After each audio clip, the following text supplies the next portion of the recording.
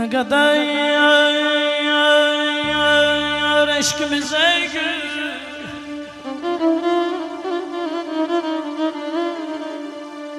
böyle pünhan olacak.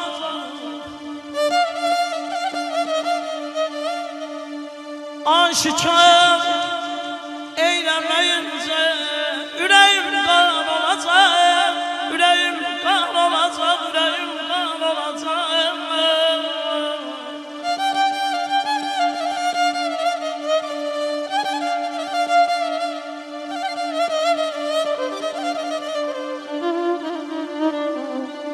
Ben saçan rəhmət edəcək bülbül bir çare gül.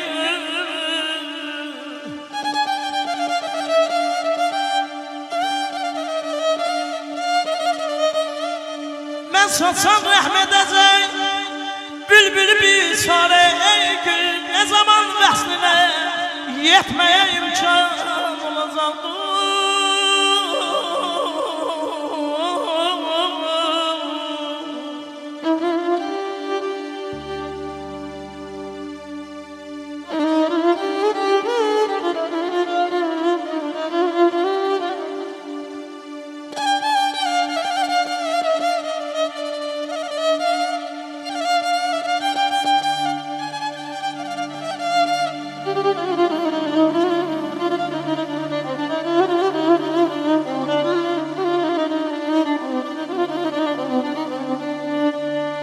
Eşkiden başka ne dert olsa gene çaresi var, gene çaresi var.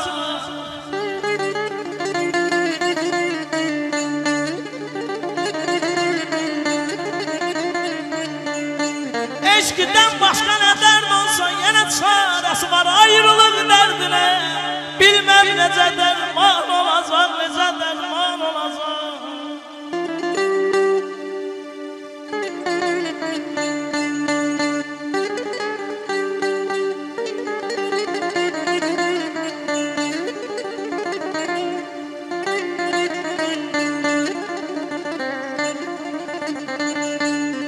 Sen götürmezsin zahit bize meyhanları be.